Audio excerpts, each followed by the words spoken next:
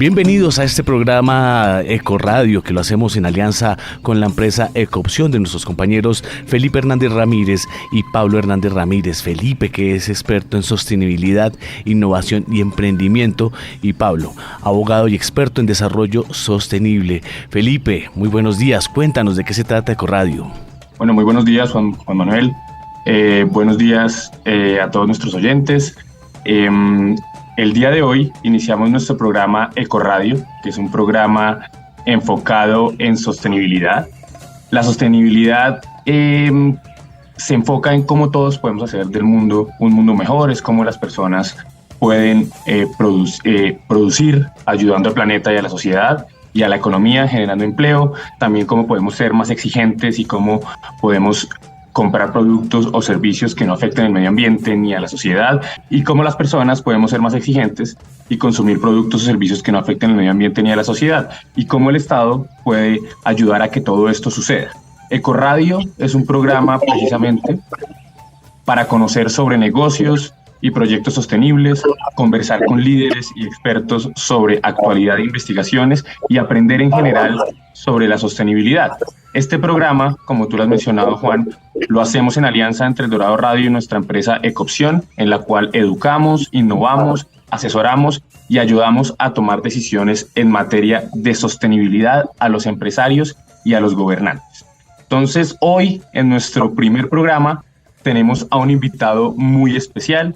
Su nombre es José Manuel Restrepo. Él es exministro de Comercio, Industria y Turismo, es exministro de Hacienda, fue el antiguo rector de la Universidad del Rosario y actualmente es rector de la Escuela de Ingeniería de Antioquia. José Manuel, bienvenido, gracias por acompañarnos en el programa y arranquemos contándole a nuestros oyentes quién es usted y cuál es su historia de vida. Bueno, muchas gracias, Felipe. Un saludo muy especial a ti, también a Pablo, a Juan Manuel también, que nos acompaña en este programa, a todos los oyentes de Ecoradio, a los que nos están viendo y oyendo en este instante. De verdad, un saludo muy especial y qué orgullo y qué honor ser el primer programa sobre este tema. Y eso me complace enormemente. También qué valioso el que podamos hoy hablar sobre la sostenibilidad. La sostenibilidad es no solamente una nueva manera de actuar y de pensar al interior de las organizaciones y como seres humanos. La sostenibilidad no es solamente una forma a través de la cual nosotros interactuamos con nuestro entorno ambiental, social, de comunidades. Yo creo que la sostenibilidad es una revolución y es una revolución positiva y es una transformación positiva hacia donde sí o sí tenemos que caminar.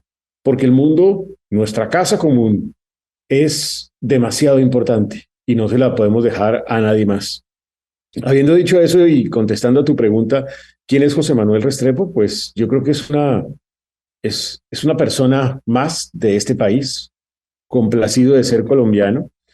En el fondo es un padre de familia, que entre otras además, como muchos de los oyentes de El Dorado Radio, vivió durante muchos años de su vida, hasta hace muy poquito, en el departamento de Cundinamarca, en la ciudad de Chía.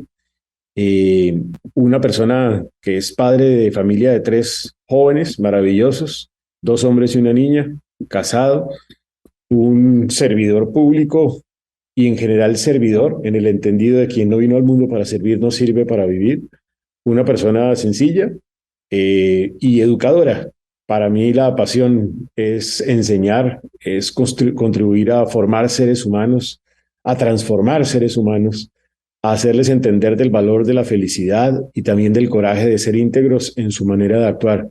Mi historia de vida entonces ha sido la de una persona que 26 años de ella la ha dedicado a la educación superior, habiendo sido directivo universitario y después de muchos años, de algunos años, rector de varias instituciones de educación superior. Yo he sido rector de la Universidad Empresarial de la Cámara de Comercio, un modelo dual basado en la Berufsakademie alemana, donde los estudiantes combinan teoría y práctica.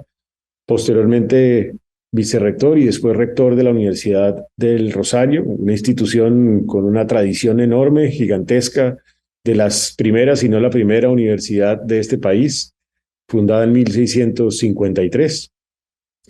También rector del CESA, una escuela de negocios, institución también de educación superior, muy reconocida en el mundo empresarial porque ha formado sobre todo emprendedores y es lo que le gusta tal vez a Felipe seguramente en su vida profesional.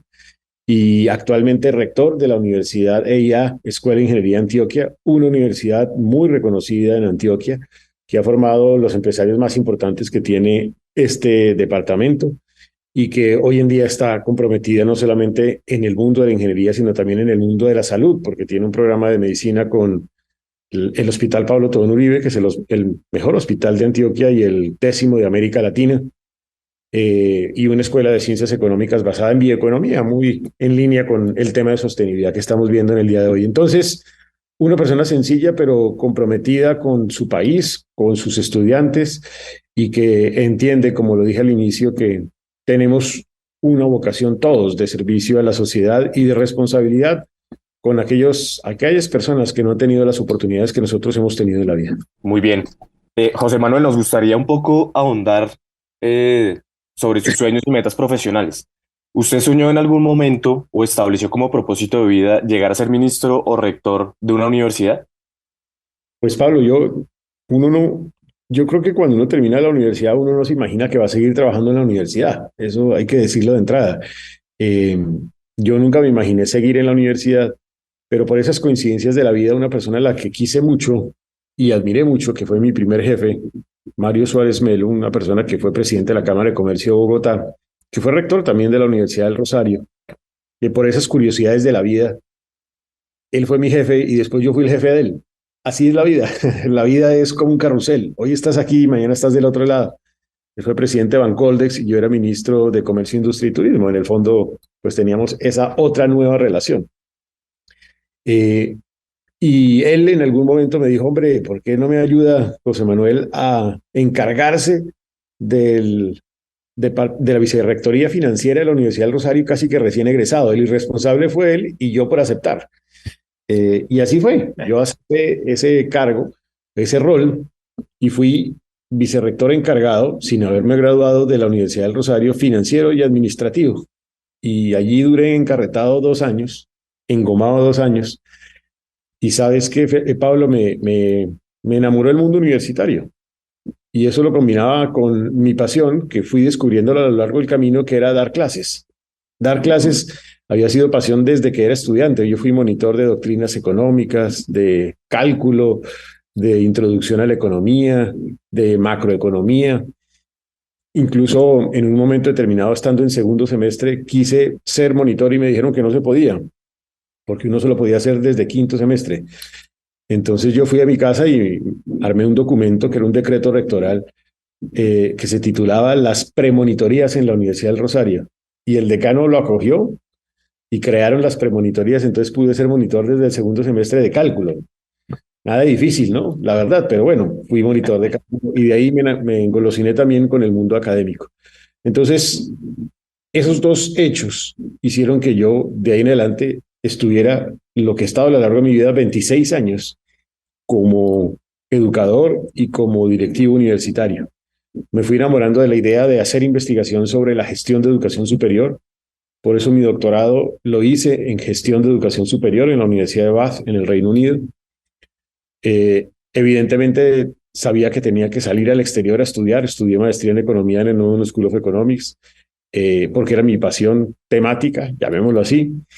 Y, y estando de rector de la Universidad del Rosario, ya cerrando mi primer periodo rectoral, realmente a un par de meses de cerrarlo, el presidente electo, Iván Duque, a quien no conocía, para ser absolutamente franco, me lo encontré en un programa de radio, así como ustedes, con Noemí Sanín, que se llamaba Polos Opuestos. No es que seamos polos opuestos, pero así se llamaba el programa. Y ese día él recogió mi número celular y nos intercambiamos y de ahí en adelante nunca hablé con él, ni siquiera cuando fue elegido presidente. Y un día recibí una llamada de ese celular. Ya sabía yo que era el presidente electo, entonces desde ahí arrancó una conversación, lo acompañé como ministro de Comercio, Industria y Turismo. Ser ministro es difícil, pero ser ministro en pandemia es más difícil y peor para el ministro de Comercio, porque el ministro de Comercio representa el sector productivo. Yo tenía interacción con todos los actores del sector productivo, micro, pequeña, mediana empresa, el sector turístico, el sector de entretenimiento, el sector comercial o de comercio, los sectores exportadores, etcétera. Y me tocó pues el cierre de la actividad productiva. Ese día creo que me transformé de ministro de comercio a psicólogo de comercio, porque yo hablaba con los empresarios y construía con ellos a ver cómo les ayudaba a enfrentar la pandemia. 135 medidas, el 40% de los decretos de emergencia económica los saqué yo en el Ministerio de Comercio, Industria y Turismo. Y después ya salía yo para el sector privado, ya había renunciado al Ministerio de Comercio. El presidente me dijo quédese un tiempo hasta el cierre del periodo legislativo, así lo hice. Y estando ya en ese cierre, realmente a 15 días de irme a Suiza, el presidente de la República me llamó y me invitó a ser ministro de Hacienda y Crédito Público. Luego tampoco lo esperaba. Que era sueño, pues todo economista sueña con ser ministro de Hacienda, pero pues yo sabía que era un sueño irrealizable. Entonces uno no se hace la idea de sueños irrealizables. Eh, y pues después de pensarlo, me correspondió ese cargo en el momento más difícil de la historia del país, para ser franco, donde nadie quería ni de pronto soñaba con ser ministro de Hacienda, porque tenía uno que sacar una reforma tributaria cuando había habido una reforma tributaria fallida. Eh, Así es. de Pues pronto, José, por mi condición de académico, pues vino esa aceptación de ese ministerio y ahí estoy. Ahí estuve y después vino de nuevo el mundo de la academia y aquí estamos. y ahí estamos, pues José Manuel, gracias por compartir su historia muy interesante, muy inspiradora para varios de nuestros oyentes que se dan cuenta que, bueno, la vida lo va llevando a uno donde uno pertenece, ¿no? Pero también uno tiene que hacer el esfuerzo. Y pues me imagino que en su vida como economista, como rector, como ministro, tuvo que o ha tenido que hablar de temas de sostenibilidad y ha tenido que trabajar en temas de sostenibilidad. Entonces, nos gustaría ya como adentrarnos en el tema y arrancar preguntándole, bueno, un tema importante en la sostenibilidad es el liderazgo, ¿cierto? La sostenibilidad requiere de líderes comprometidos, ¿sí? Personas que se pongan la camiseta y trabajen por su promoción, expansión, implementación, ¿cierto? Entonces nos gustaría desde su punto de vista, desde su experiencia, que usted nos comente qué características debe tener un líder que promueve la sostenibilidad en Colombia. Esa es una muy buena pregunta. Ya hablamos de lo que significa ser o actuar de manera sostenible. Es un modus operandi, es una manera de hacer las cosas, pero hacerlas bien. Es una manera de crear, de mejorar las relaciones entre las personas, entre las sociedades, entre los países, asegurarnos además de ser conscientes de nuestra casa común y de nuestras interacciones. Pero para eso se necesita un liderazgo distinto, que me ha tocado en la vida sin duda alguna. Todas las universidades donde he estado han tenido que ver con el mundo de la sostenibilidad. Por ejemplo, en el CESA, mi foco fue el emprendimiento social, que es una forma de contribuir a la sostenibilidad por la interacción con las comunidades. También en la Universidad del Rosario éramos una institución que era la número uno en el ranking Green Metric de universidades en Colombia. Llegó a ser el número uno. ¿Cómo? Con un esfuerzo de investigación en temas de sostenibilidad, en temas de cambio climático, en temas de compromiso empresarial por esta vía de triple cuenta. Y después en el Ministerio de Comercio yo fui el que implementé las empresas BIC de beneficio e interés colectivo en Colombia. Yo creo que hoy debe haber más de miles de empresas ya en el modelo BIC. Ese modelo yo lo monté. Después yo presenté una ley que fue una ley en el sector del turismo después de casi 20 años donde no existía ley actualizada en turismo, que tenía muchos componentes, pero uno de ellos, el central, es caminar hacia el turismo sostenible en Colombia, que entre otras además el gobierno entrante lo está usando como plataforma para ese propósito de turismo de Colombia como potencia mundial de la vida, porque en el fondo el turismo sostenible es un compromiso y tenía que ser un compromiso central. Después, como ministro de Hacienda, hice la emisión de los primeros bonos verdes soberanos, segundo país en América Latina, primera vez que se hacía en Colombia, y dejé la plataforma lista con un ente internacional para la emisión de los bonos sociales. Yo creo que este gobierno seguramente lo va a usar, que es también parte del compromiso con la sostenibilidad. ¿Qué se necesita para motivar todo esto? Yo creo que primero un liderazgo empático, un liderazgo que reconoce al otro, un liderazgo como el que estamos en este momento en la Universidad de IA promoviendo, que es lo que yo llamo el liderazgo Ubuntu.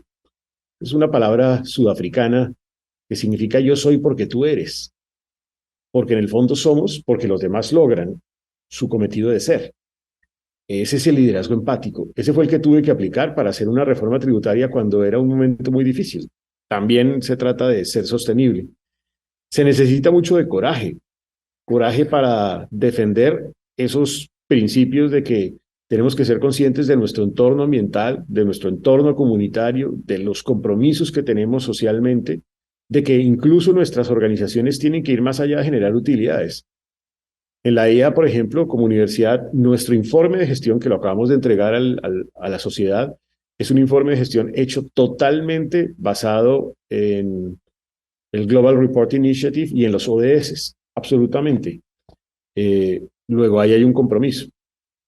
Y yo creo que se necesita una magia especial de estar motivado a que estos temas son centrales, de actuar, no quedarse solo en iniciativas sobre el tema de sostenibilidad, de entender que lo hacemos por la gente, de tener mucho de creatividad y de innovación, y creo que también de tener una actitud optimista y positiva frente al mundo, con mucha pasión, con mucha entereza e integridad, con mucho sentido de trascendencia también y con un profundo sentido de amor.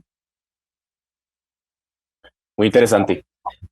José Manuel, aprovechando que, digamos, sus posiciones y sus experiencias tanto desde el Estado, desde el gobierno nacional, como desde las universidades, nosotros desde Ecopción consideramos que hay dos actores fundamentales que nos van a ayudar a transitar hacia un mundo más sostenible, que son evidentemente el Estado, por un lado, y las universidades. En cuanto al Estado, el Estado usualmente tiene el rol de ser un facilitador, de promover y de abrir espacios de diálogo, de generar incentivos.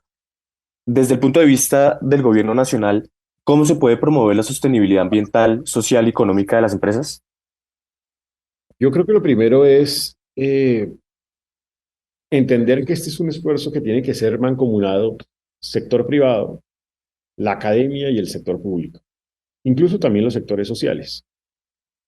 Pero en algún momento me encontré con un artículo de la revista Expansión de México que ponía a tres micos, y qué pena usar esa comparación, tres micos. El primer mico es el sector público, el segundo mico es el sector privado y el tercer mico es la academia. Y a los tres micos los muestra en posiciones distintas. Al Estado o al sector público lo presenta como un mico que se está tapando los oídos, no escucha. A las universidades, perdón, al sector privado lo presenta como un mico que se está tapando los ojos, no quiere ver, no quiere ver allá adelante. Y a la academia lo ve como un mico con los oídos tapados, no oye. Yo creo, perdón, no habla, no oye, sino no habla, tiene la boca tapada. Entonces, a mí me parece que es muy importante que las universidades empiecen a hablar sobre este tema, empiecen a opinar sobre este tema, salgan de su torre de marfil. Que el Estado escuche lo que está viendo el sector privado y la academia, y que el sector privado vea más allá adelante de sus narices, no con miopía, sino que vea. En la medida en que hagamos eso, yo creo que damos un salto importante. Eso es lo que se hizo, por ejemplo, desde el Estado, en mi caso particular, para el modelo de economía circular en el sector empresarial. Hubo que escuchar e invitar al sector empresarial a que viera adelante. O cuando montamos la ley de turismo sostenible, o como cuando nos comprometimos en otro tema de sostenibilidad, que es el governance, el gobierno, en garantizar que las entidades del Estado en el Grupo Bicentenario se comportaran y las entidades eléctricas con un sentido de gobierno nuevo, distinto, a través de la Dirección de Participaciones Estatales.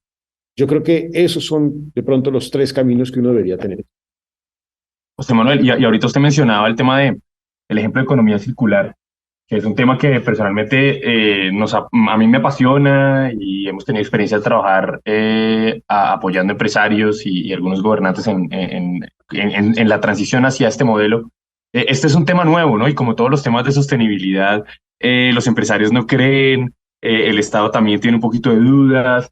La academia es tal vez la que da los primeros pasos porque empieza como a generar conocimiento, pero también como falta evidencia práctica. Entonces también en ese sentido la limitación en la generación de conocimiento pues es alta. ¿Cómo hizo usted como ministro para, recientemente pues en el gobierno anterior se lanzó la Estrategia Nacional de Economía Circular? ¿Cómo hizo usted para que todos estos actores se montaran en el bus? Usted dice que algunos tenían los oídos tapados, otros los ojos tapados, y como todos con escepticismo. ¿Cómo hacer para que los actores en la sociedad se vinculen a un tema del cual todos requieren evidencias y del cual pocos creen que es posible lograrlo?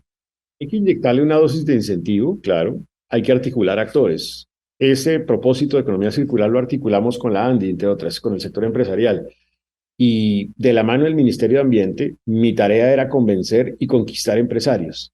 Asimismo lo hicimos con BIC, con las empresas de beneficio e interés colectivo, que son empresas pensadas en función de su entorno y su comunidad. ¿Cómo? Con incentivos de distinto tipo, por ejemplo, en relación a costos, en relación a procedimientos, a procesos, en reconocimiento público también, porque hacíamos reconocimiento público de estas empresas. Jalonando líderes también. Me parece que eso es muy importante. Por ejemplo, en empresas Big, jaloné Alquería. Y cuando tú ya tienes montada una compañía de esa dimensión, eso te jalona a otras. Luego, había que jalar también algunos actores representativos, sumando a las cámaras de comercio en ese propósito y enamorarlas de la idea. Yo creo que con convicción se logra.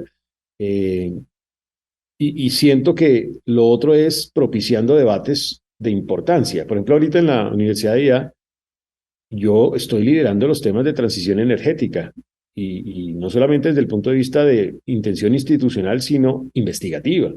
Y cómo lograr comprometer a la región alrededor del tema de entender que la transición energética pues es indispensable, inevitable, necesaria y urgente.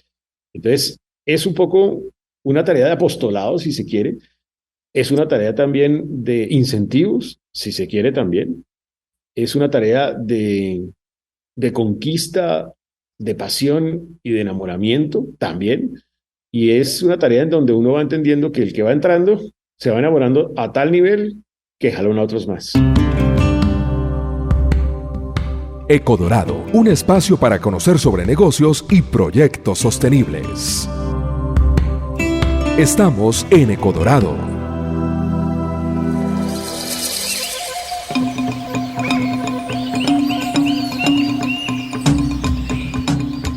José Manuel, retomando un poco el tema de la transición energética y devolviéndonos un poco al papel que juega el gobierno nacional, digamos que una de las políticas bandera del actual gobierno ha sido precisamente la política de transición energética. Mirando un poco en cuanto a los retos, ¿usted qué considera que son los retos más importantes que va a tener esta política de transición energética y también cómo debería trazarse el camino, cómo debería ser el proceso, debería diseñarse el proceso para que la transición energética sea exitosa para Colombia? Tal vez lo primero es entender que la transición es un camino indispensable y necesario. En esto Colombia no lleva un año, sino lleva muchos años haciendo ese proceso de transición energética. Por ejemplo, yo recuerdo que en el tema de producción de energía renovable no convencional, cuando nosotros arrancamos en 2018, gobierno, eso se producían más o menos 20 megavatios, 20, máximo 40 megavatios. Al cierre de 2022 ya van en cerca de 2.500 megavatios. Y luego ahí hay un proceso de transición obvio, transición hacia energía solar y eólica. El punto es que ese proceso de transición, en ese tema particularmente, necesita, y ahí hay un primer desafío, transitar de la transición, o dicho de otra manera, la transmisión de energía. Yo no puedo lograr transición energética sin transmisión energética. Felipe Bayón, quien va a dejar la presidencia de Ecopetrol próximamente, señalaba en el Foro Económico Mundial en inglés: "Without transmission, there is no transition". La transmisión es indispensable. Y eso va a tener un reto, desafío gigante, por ejemplo, en comunidades indígenas en La Guajira. Eso va a tener un reto gigante de licencias ambientales, entre otros temas. Pero si no hacemos ese paso, no va a haber transición energética. Sencillo, ¿no? El otro cambio importante que se hizo, y con varias leyes, lo lideraron entre otras el ministro Mesa y la ministra Ángela Orozco, fue todo el tema de vehículos eléctricos. Hay que hacer una transición hacia vehículos públicos y privados eléctricos. Si no se hace eso, tampoco hay transición energética. Porque es que, entre otras, además, la mayor emisión de gases de efecto invernadero en Colombia es en el transporte. Y ese sector, pues, no es tan sencillo, porque puedes hacer un máximo esfuerzo, pero los vehículos eléctricos cuestan. No es tan sencillo hacer esa transición. Y el otro donde tienes que lograr una transición es en el sector agropecuario, porque el otro generador importante de gases de efecto invernadero es el sector, especialmente agropecuario, más por lo pecuario que por lo agro, el sector ganadero. Y eso en Cundinamarca es importante, es relevante, porque Cundinamarca es una zona, un territorio productor lechero, por ejemplo. Y con esto lo que quiero decir es que ahí hay un desafío importante. Hacer transiciones a producción pecuaria y ganadera sostenible. Y eso no es tan sencillo porque tú tienes que acomodar los campos para ese propósito. Eso. Hay que inyectarle una gran dosis de tecnología para lograr hacer uso de algunos de esos productos que se desechan y que de pronto pueden ser utilizables desde el punto de vista de la economía circular. Y yo creo que ahí hay que aprender también de buenas prácticas. Voy a ponerte un ejemplo, no a nivel del sector agropecuario, pero a nivel del sector empresarial, que es Enca. Es una compañía aquí en Antioquia, es una compañía maravillosa, es una compañía que transforma todos esos productos PET en bolitas que se convierten en materia prima para hacer chaquetas como la que tiene Felipe en este momento. Eso no se hubiera hecho sin eso. Y eso es pura economía circular. O sea, eso no tiene otra razón de ser. Es una compañía fantástica y yo invito a los colombianos a que la conozcan. Entonces, creo que hay que hacer también ese esfuerzo. Hay que inyectarle entonces una dosis de incentivos tributarios para ese propósito. Y siento también que hay que ir identificando los sectores que van reemplazando a algunos otros sectores que para el mundo, no para Colombia, son altamente generadores de gases de efecto invernadero. Ahí es donde aparece la discusión sobre el tema de petróleo. Pero eso no puede ser de la noche a la mañana, so pena de destruir lo que nosotros tenemos en materia de ingresos. Es que el sector petrolero es 40% de la exportación, 35% de la inversión, 20% de ingresos fiscales y 80% de las regalías. Sin eso, Cundinamarca no sobrevive, así de sencillo. Entonces, para eso se necesita también un plan estructurado, técnico, inteligente, para poder hacer ese proceso exitoso de transición energética. Samuel, y ahora que usted habla de lo que de ENCA de Colombia y el tema de economía circular, ese proyecto yo tuve la oportunidad, la enorme oportunidad de liderar ese proyecto. Ese ejercicio lo hicimos con ENCA. Al crear el tema de economía circular con ENCA, nosotros nos fuimos para San Andrés y en compañía del Programa Naciones Unidas para el Desarrollo, en compañía del Ministerio del Interior, en su momento del gobierno del cual usted hacía parte, de Azoplásticos, de empresas como la TAM, de otras multinacionales, creamos un sistema de economía circular en San Andrés, organizamos una empresa con población raizal, creamos todo el sistema de recuperación de residuos en San Andrés y logramos empezar a sacar de San Andrés alrededor de unas 3-5 toneladas mensuales de la isla, y ese ejercicio fue muy importante y tal vez es un ejercicio para visibilizar sobre cómo uno puede reunir actores para lograr hacer un propósito común y cómo la economía circular requiere alianzas y todo este tema. Pero ahora que hablábamos de la transición energética, yo lo escuchaba y usted hablaba, bueno, lo que tiene que hacer, lo que deberíamos hacer en tecnología, lo que debería hacer el Estado, incentivos tributarios, pero todos los colombianos de a pie, por ejemplo, los campesinos, nuestros oyentes de Cundinamarca escuchan ese término de transición energética y se preguntan, bueno,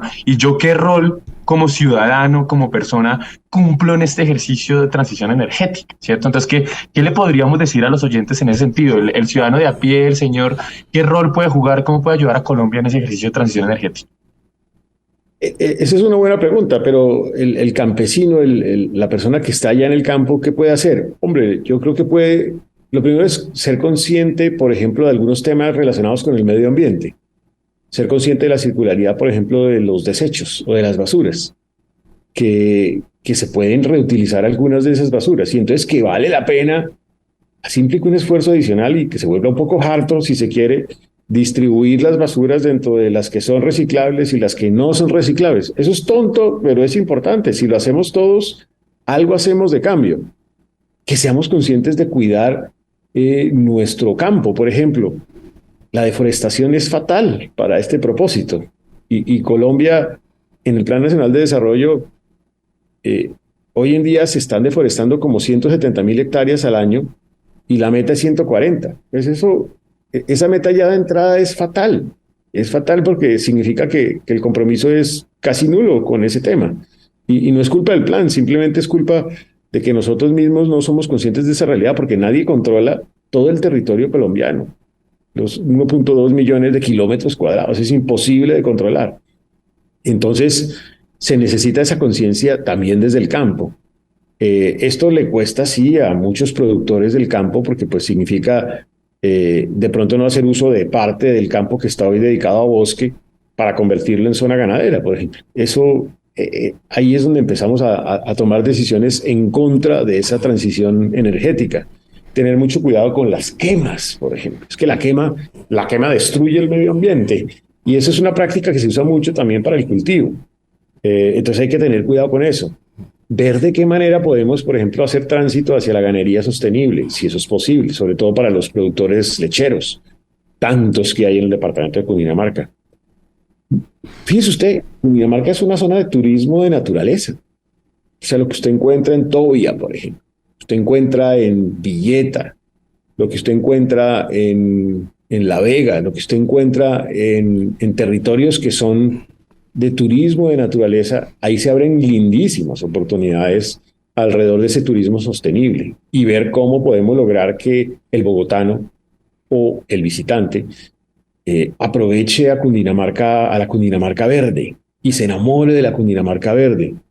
Y hay que irlos acercando, por ejemplo, hasta el río Magdalena. Eso también linda con el Tolima. En el Tolima se podría hacer un lindo ejercicio de turismo de naturaleza alrededor del río Magdalena, el río Grande de la Magdalena.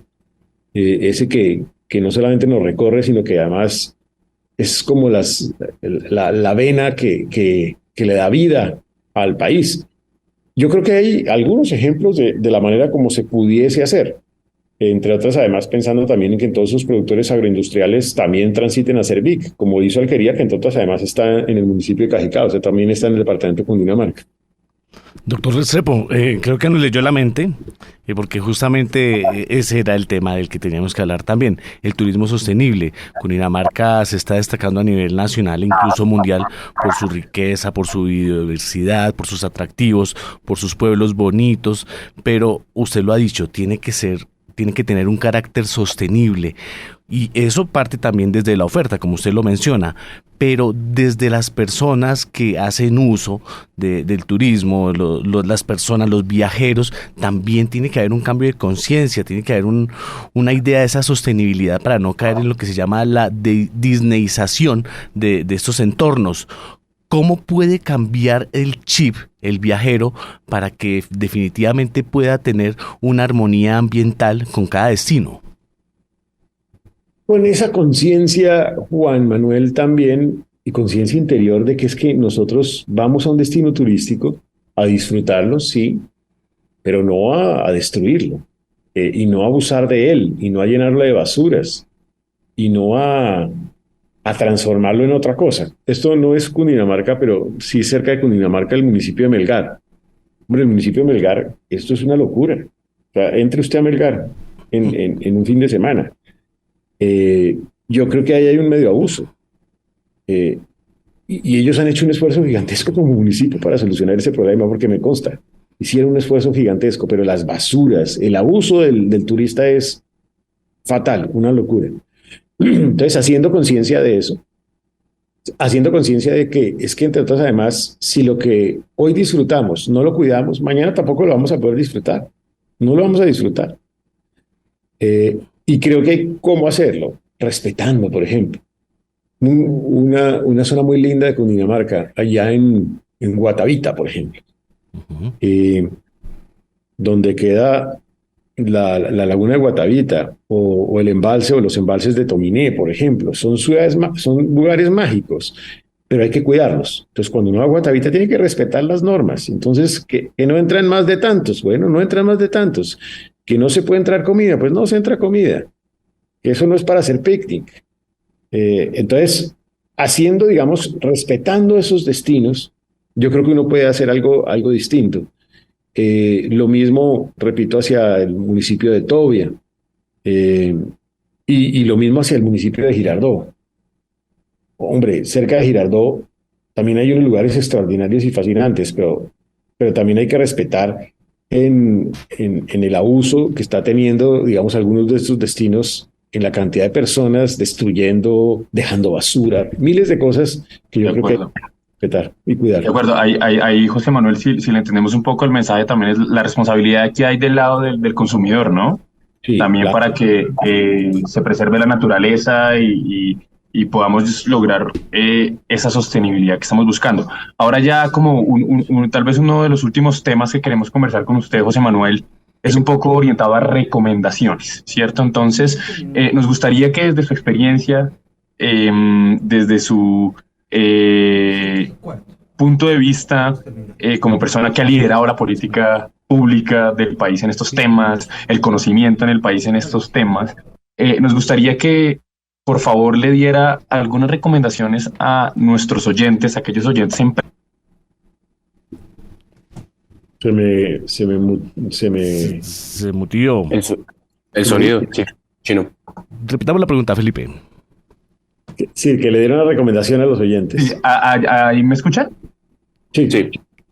Sí, quisiera que le diera una recomendación a nuestros oyentes, quienes son emprendedores, quienes están tratando de arrancar una empresa siendo sostenibles, porque ser sostenible al arranque es más costoso o en general es más costoso, demanda más tiempo, es más difícil, pero hay emprendedores que tienen las ganas, de ser sostenibles. ¿Qué recomendaciones le podemos dar a esos emprendedores para que a la hora de arrancar su negocio puedan incorporar la sostenibilidad?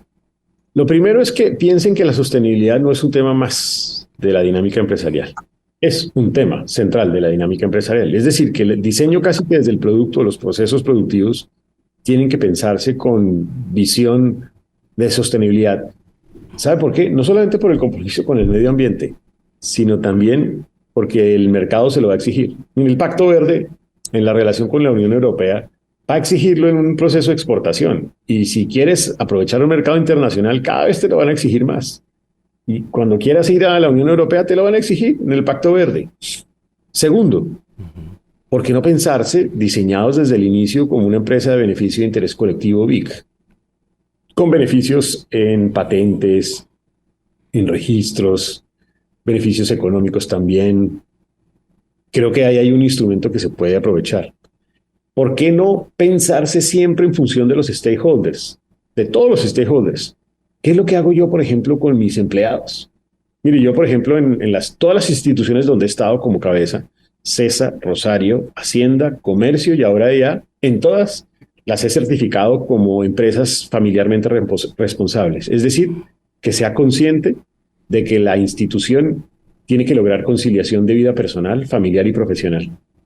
Eso a través de una certificación internacional. Hay que hacer conciencia también de nuestros empleados, de nuestros clientes, de nuestros proveedores, del entorno donde interactuamos. Eso es importante. Hay que propiciar muchas más alianzas estratégicas, alianzas con otros actores del sector privado, de gobierno nacional. Hay que pensarse en que la gestión tiene que ir orientada a los ODS, a cómo reduzco la pobreza, a cómo contribuyo a la preservación del medio ambiente, a cómo contribuyo a mitigar el cambio climático, a cómo contribuyo a la equidad de género.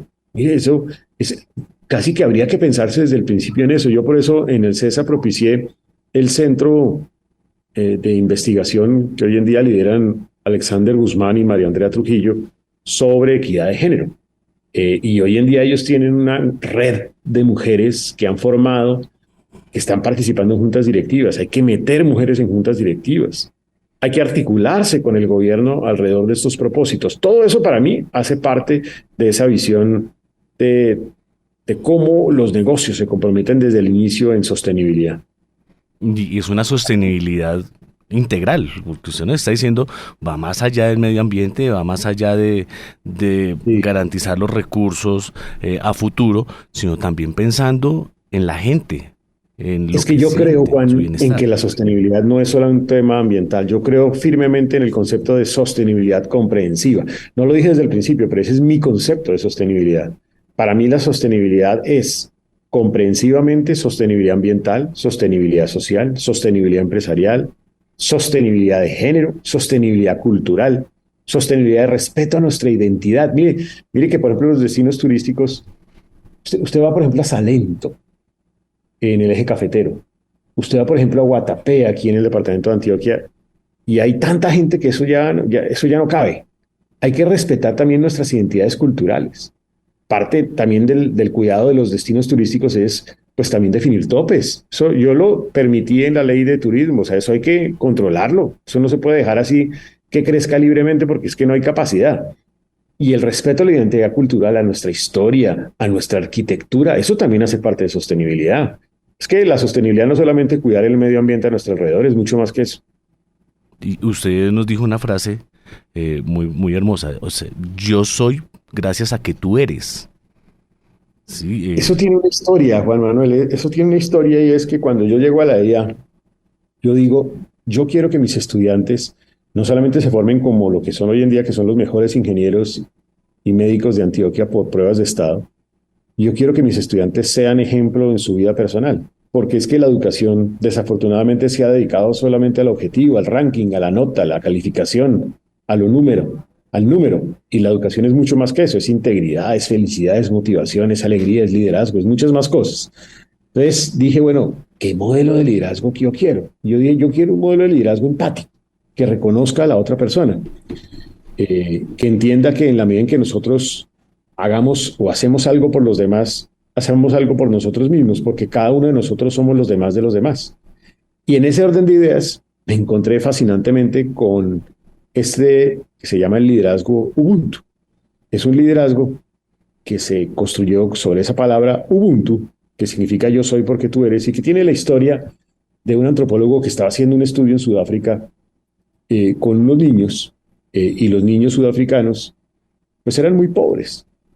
Entonces él dijo, bueno, vamos a hacer una competencia. Y la competencia es, voy a poner aquí par de manzanas al final de la competencia y van a salir ustedes corriendo al tiempo y el primero que llegue, pues se lleva la manzana. Y así fue. Él puso a los niños listos a la carrera, dio el inicio de la carrera y tan pronto dio el inicio de la carrera, vio que los niños no salieron a correr, se agarraron uno al lado del otro de la mano y en una línea recta, absolutamente recta, fueron caminando hacia el destino. 2 manzanas, haga de cuenta 10 niños. Y cuando llegaron, pues el antropólogo estaba un poco como inquieto con lo que sucedió y les dijo, pero niños, ¿qué es lo que pasó? Y ellos le contestaron, Ubuntu. Yo soy porque tú eres. Porque es que, sí, solamente había 2 manzanas para 10 niños. Pero eso es mejor que salir corriendo a codazos a ver quién se llevaba las manzanas. Yo soy porque tú eres. Si entendemos las realidades del otro, más fácilmente entendemos cómo podemos avanzar nosotros también. Y en un medio, Muy, cuando muy, sabemos que los bienes muy, son escasos. Ay, doctor, qué frases tan maravillosas, realmente una anécdota muy bonita. Pablo, Felipe, creo que ya vamos llegando al término de este programa de Ecoradio y pues no sé si les parece si vamos concluyendo. Se han dicho cosas muy interesantes. Digamos, Pablo, quisiera empezar contigo. ¿Qué podemos concluir sobre lo que debe Colombia adelantar en cuanto a transición energética, de acuerdo con lo que nos está planteando el doctor Restrepo? Bueno, digamos que antes de hablar un poco de las conclusiones en cuanto a lo que nos compartió José Manuel de la transición energética, me quedo también con otra palabra que utilizó, que es en cuanto a lo que se necesita para ser un líder digamos que en la sostenibilidad, y es la palabra empatía, ¿no? Porque la sostenibilidad, necesitamos ser empáticos, ponernos en los zapatos de los otros, y sobre todo en la sostenibilidad, si pensamos que los efectos de la degradación ambiental y del cambio climático lo van a vivir las generaciones futuras, o si nos ponemos en el papel de un país, muchas veces hay países que van a verse más afectados que otros, y eso no implica que nos tengamos que quedar de manos cruzadas, porque nosotros no vamos a ser los afectados directamente. Entonces me quedo con esa palabra empatía, que me parece súper importante, y sobre el liderazgo empático. En cuanto al tema de la transición energética, pues lo que nos compartió José Manuel es que se necesita, primero, una idea fundamental es que en cuanto al tema energético se necesita primero construir todas estas redes para que haya, digamos que la transmisión energética, ¿no? Entonces, que sin transmisión sin transmisión no hay transición. Y fundamental realizar, digamos que toda una transformación en cuanto a, por ejemplo, el tema de los vehículos, el parque automotor, convertirlo y empezar a importar más vehículos eléctricos, hacer una transición en el campo, sobre todo en la industria ganadera. Y empezar a incorporar nuevas tecnologías, ¿no? Como para poder aprovechar, digamos que de una mejor manera, los productos, y que no terminen convirtiéndose en residuos. Entonces yo me quedaría con esas ideas que nos compartió José Manuel. Una gran síntesis la que nos haces, Pablo. Y Felipe, ¿qué podemos concluir sobre cómo un emprendedor puede crear un negocio sostenible que realmente ayude al mundo?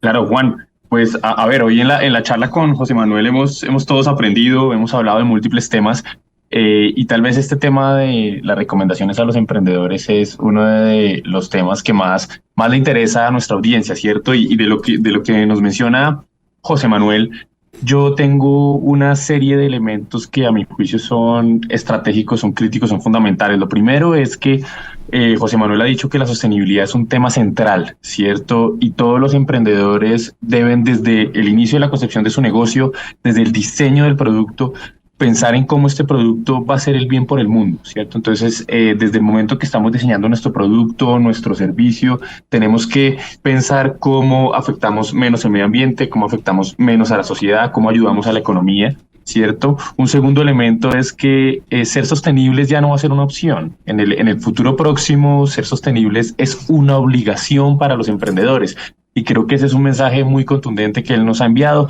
También nos habla José Manuel de que desde el principio de la formalización del negocio, cuando vayamos a registrarnos ante la Cámara de Comercio, nos constituyamos como una empresa de beneficio e interés colectivo, que este tipo de empresas incluye unos beneficios en términos de patentes y otro tipo de beneficios que invitamos a nuestros oyentes a que lo consulten en la reglamentación, en la ley que establece este tipo de empresas. También José Manuel nos invita a pensar en función de los grupos de interés. Él hablaba de este concepto de stakeholders. Stakeholders es el concepto en inglés y en español es grupos de interés. Tenemos que enfocarnos en nuestros clientes, pensar los clientes que quieren, cómo lo quieren, pero también cómo los afectamos de menor manera. A los empleados, cómo los podemos incluir haciendo políticas de capacitación, haciendo ejercicios de tenerlos en cuenta a la hora de tomar las decisiones, cómo les pagamos lo que en realidad vale su trabajo, pensar en el entorno, cómo nuestras decisiones van a afectar en lo mínimo posible el medio ambiente y la sociedad. Eso es muy importante. José Manuel también ha hablado de alianzas estratégicas. Para ser sostenibles como emprendedores debemos siempre mirar cómo podemos trabajar con otros, y esos otros pueden ser la competencia, pueden ser nuestros mismos clientes, cómo trabajamos con los proveedores, cómo trabajamos con los gobiernos locales, con los municipios. En Cundinamarca hay un montón de municipios que ya están adelantando programas de sostenibilidad y que quieren trabajar con empresarios. Miremos cómo podemos acercarnos a las alcaldías para poder trabajar en estos temas. José Manuel también hablaba de los ODS, del tema de cambio climático. Investiguemos qué es este tema de los objetivos de desarrollo sostenible y cómo nosotros en nuestro pequeño negocio o gran negocio podemos ayudar a aportar a estos objetivos. También José Manuel hablaba de la equidad de género, cómo este tema de la equidad de género se convierte en un tema importante, cómo cada vez más mujeres pueden llegar a ser parte del cuerpo directivo de una empresa y pueden llegar a tomar decisiones. Esto es muy importante. Entonces yo creo, Juan, que esta conversación con José Manuel ha sido como una clase muy interesante con una persona que tiene toda la experiencia desde la academia, desde el sector público, una persona de la cual podemos aprender mucho, y José Manuel, estamos profundamente agradecidos por habernos acompañado en este primer programa, en este ejercicio que queremos arrancar desde Ecoradio, que es precisamente llevar este conocimiento de la sostenibilidad a todos los rincones para que cada vez sea más fácil adelantar esta transición. Así que, pues muchas gracias, José Manuel, y adelante, Juan, con el cierre. Sí, doctor Restrepo, realmente ha sido una masterclass, una clase magistral la que usted nos ha dado, muy amena. Le quedamos realmente altamente agradecidos por su presencia, por su intervención, y quisiera invitarlo a que nos dé un mensaje pues, tan inspirador como de los que nos ha dado. No sé si de pronto le queda algo allí en esa caja de tesoros que tiene usted guardada, porque es importante mandarle un buen mensaje a nuestros oyentes, ojalá relacionado con la sostenibilidad, doctor Restrepo. Yo sí quiero de pronto lanzar un mensaje, Juan, Felipe y Pablo, alrededor de otra sostenibilidad. Yo llamo la sostenibilidad de país. Y en esa sostenibilidad de país, lo que no puede suceder es que sigamos en este escenario en donde nos quedamos en el pesimismo, en la destrucción de instituciones, en la desconfianza de las instituciones, en lo negativo. Este es un momento donde hay que transitar hacia el optimismo, lo positivo. Hay que, sin duda alguna, señalar los temas que se tienen que mejorar, que no se están haciendo bien, pero siempre con actitud positiva, porque Colombia siempre ha construido proyectos colectivos basados en la esperanza. Cuando vivíamos en medio de la violencia, ¿cómo logramos salir adelante y crecer más que muchos países del mundo? Con confianza, con proyectos colectivos compartidos. Y con esto lo que quiero decir es que es muy fácil quedarse en las orillas del puente. Lo que es difícil es recorrer el puente y descubrir que en la mitad de él hay propósitos comunes para todos. Podemos estar en una u en otra forma ideológica, política, de maneras de pensar, pero al final todos queremos lo mismo, que no haya pobreza, que haya equidad, que haya crecimiento, que haya empleo, que haya oportunidades para todos. Trabajemos en función de lo que nos une y no de lo que nos desune. Construyamos esos proyectos colectivos basados en eso que el maestro Diego Torres, cantante, llama el color de la esperanza. Muchísimas gracias. Tender puentes, construir esperanza. Ese es el objetivo no solamente de usted, doctor Restrepo, también aquí tiene un respaldo en El Dorado Radio. Y muchas gracias a usted, a Pablo, a Felipe y a todos los que nos han escuchado, pues con gran agradecimiento. Realmente este es un primer programa, es el inicio realmente de algo que nos va a dar de qué hablar aquí en el departamento. Y bueno, llegó la hora de cerrar. Los invitamos a visitar nuestras redes sociales y claro está la página web de Ecoopción para seguir conociendo sobre temas de sostenibilidad, y esperamos tenerlos con nosotros en nuestras próximas emisiones.